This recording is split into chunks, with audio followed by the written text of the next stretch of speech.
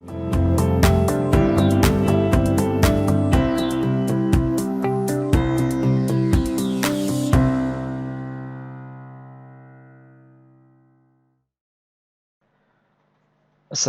warahmatullahi wabarakatuh. Salam sejahtera untuk kita semua, salam sehat selalu. Pada hari ini saya akan menjelaskan mengenai minggu pertama atau pertemuan pertama mata kuliah Web Programming 3.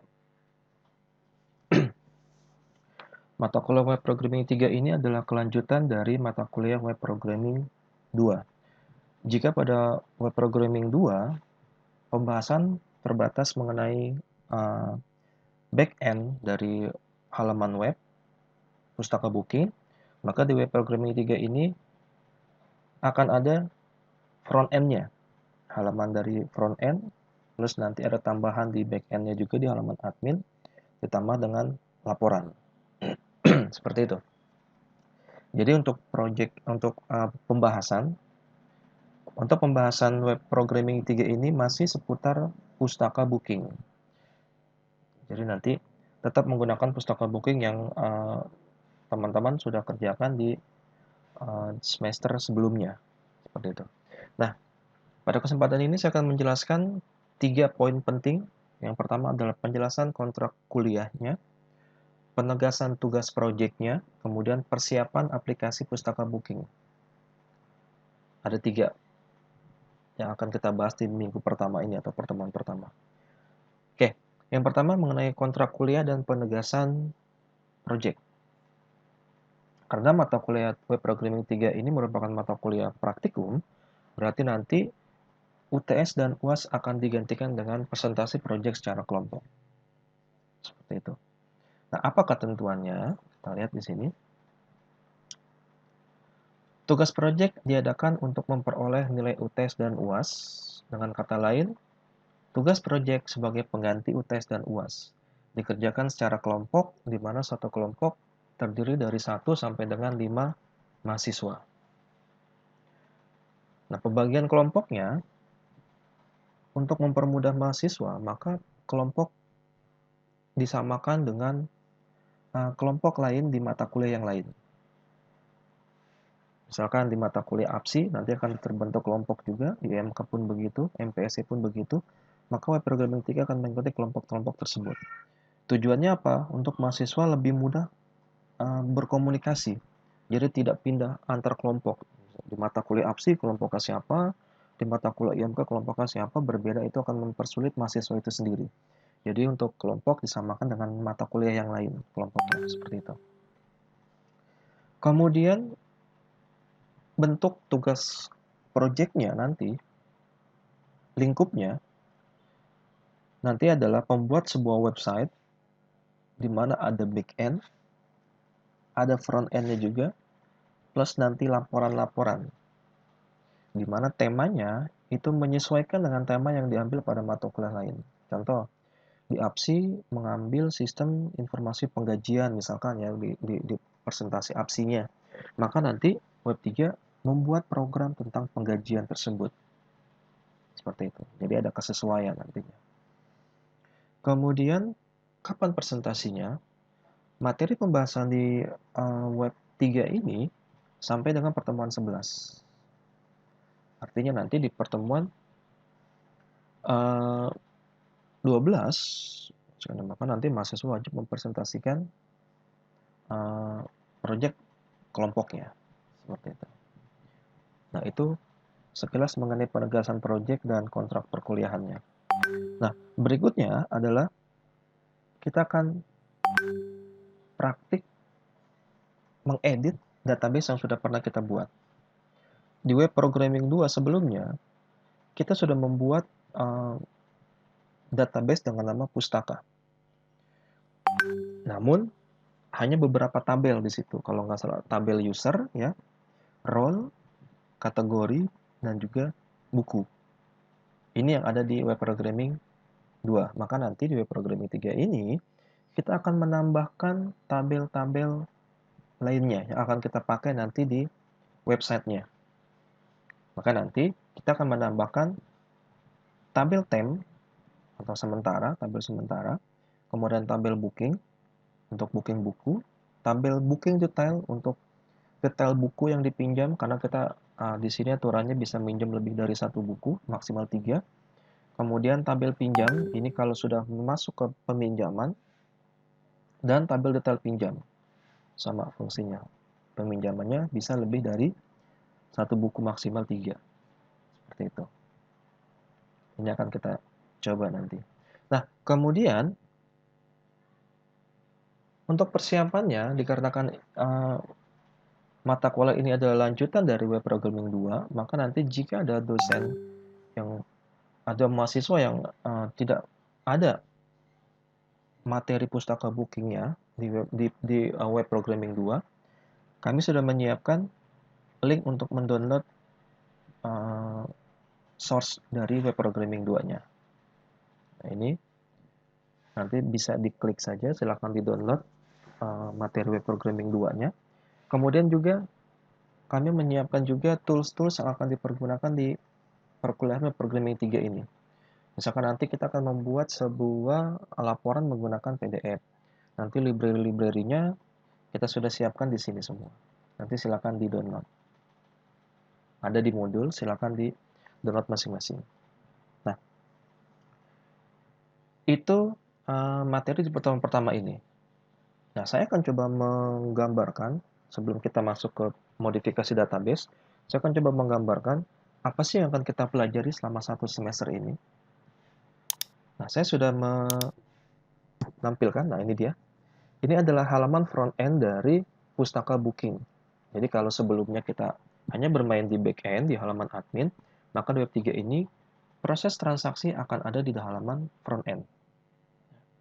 Jadi ketika nanti kita menuliskan URL pustaka booking, maka nanti akan muncullah tampilan halaman dari front end-nya, si pengunjungnya.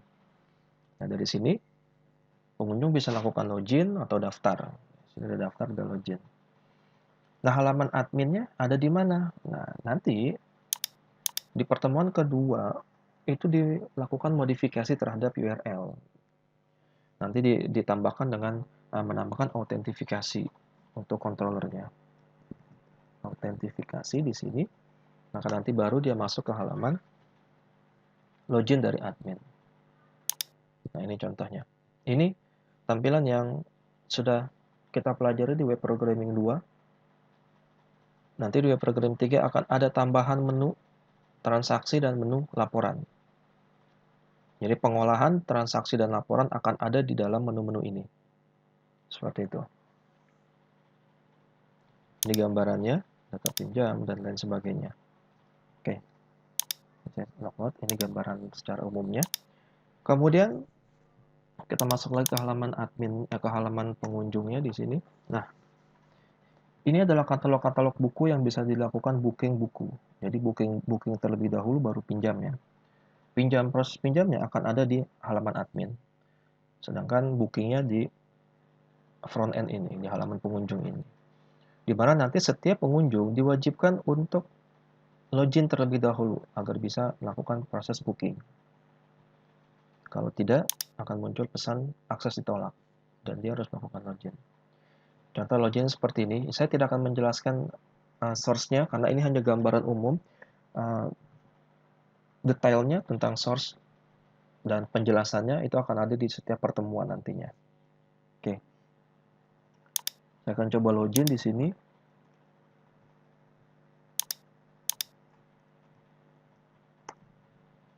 Nah, nanti login akan berubah menjadi logout di sini dan profil saya. Kemudian ini adalah booking buku, informasi mengenai buku yang di-booking. Karena saya belum melakukan booking sama sekali, ini 0. Ini adalah informasi tentang siapa yang login, seperti itu. Nanti baru kita bisa lakukan booking. Ini detail, ini biasa di sini. Kemudian booking buku misalkan. Nah, ini akan berubah otomatis jadi satu. Pada saat diklik, muncullah ini buku-buku yang di-booking apa aja. Kalau kita mau melanjutkan booking, silakan lanjutkan booking buku. Dia akan ke halaman katalog buku lagi. Kalau sudah, selesaikan booking. Diselesaikan booking ini, muncul buku yang di-booking plus nanti akan ada cetakan laporan dari bukti bookingnya. Nah, bukti booking ini yang akan diserahkan ke petugas perpustakaannya nanti untuk melakukan peminjaman buku. Nah, itu alurnya. Seperti itu. Nah, seperti itu gambaran umum nanti dari proses web programming 3-nya ini. Jadi dimulai dari halaman katalog, kemudian halaman halaman login dari si pengunjung atau anggota, kemudian booking seperti ini dan sebagainya. Secara detail tadi saya ingatkan kembali, secara detail akan dijelaskan di setiap pertemuan. Ini hanya gambaran umum saja. Seperti itu. Oke. Yang terakhir dari saya, kita akan coba melakukan pengeditan terhadap database yang sudah kita buat sebelumnya. Nah, di sini teman-teman silakan buka php-admin-nya, kemudian pilih database yang sudah ada, yang sudah teman-teman buat dengan nama dengan nama pustaka ya, dengan nama pustaka di sini. Nah, di pustaka ini teman-teman kalau nggak salah hanya punya namanya user, role, kategori, dan buku. Oleh karena itu nanti harus buat lagi 5 tabel tambahan di sini. Booking, booking detail, detail pinjam, dan temp. Seperti yang dijelaskan sebelumnya. Nah, cara membuatnya gimana? Ini anggap saya belum buat misalkan ya. Nanti tinggal ditambahkan di sini. Jadi pastikan posisi aktif di dalam pustaka, jadi database pustaka sudah terbuka. Silakan buat tabel satu persatu. Temp di sini misalkan. Maka nanti silakan tulis di sini tabelnya apa, temp, jumlah kolomnya berapa, disesuaikan dengan struktur dari tabel yang ada di modul. 1, 2, 3, 4, 5, 6, 7, 8, 9, 10. Misalkan di sini ada 10 tabel, maka di sini pun kita buat 10 kolom ya, atau 10 field, maka kita buat 10 di sini. Kemudian ini saya ubah dikit ya, karena sudah ada nih. Saya hanya memberikan contoh saja. Silakan dibuat di situ di database-nya. Nah, ini pembuatan struktur database-nya. Silakan mengacu kepada modul. 1, 2, 3, 4, 5, 6, 7, 8, 9. Oh, ternyata ada 10 ya. Harusnya ada 10. Oke. Tidak apa-apa. Nanti silakan ini dibuat sesuai dengan modul. Lihat primary-nya, di bagian field mana primary-nya, kemudian dia sebuah auto increment atau bukan, ini semua sudah ada. Jadi silakan tambahkan di sini. Nanti pendatanya apa. Kemudian kalau dia sebuah kunci, pastikan kita pilih di sini primary. Kalau dia sebuah field yang auto increment, ini silakan di checklist AI-nya. Seperti itu. Nah, hanya itu saja yang diatur. Silakan diteruskan sampai dengan terciptanya tabel-tabel tambahan, yaitu temporary, booking, booking detail, pinjam, dan detail pinjam. Penamaan tabel langsung namanya ya. Di sini ada tabel booking detail, jangan pakai kata tabelnya. Jadi cukup nama tabelnya di sini apa. Misalkan booking ya, booking, nggak usah pakai tabel spasi booking, nggak usah. Seperti itu. Oke. Kira-kira seperti itu untuk materi pertemuan pertama mata kuliah web programming 3. Di pertemuan berikutnya nanti teman-teman silakan mencoba minggu kedua, di pertemuan kedua nanti silakan dicoba dalam pembuatan tampilan katalog buku dan detail buku. Nah, baru nanti kita akan melakukan penjelasan mengenai tampilan katalog buku dan cara membuat detail bukunya seperti apa. Demikian materi web programming 3 dari saya. Terima kasih atas perhatian. Mohon maaf atas segala kekurangan. Assalamualaikum warahmatullahi wabarakatuh.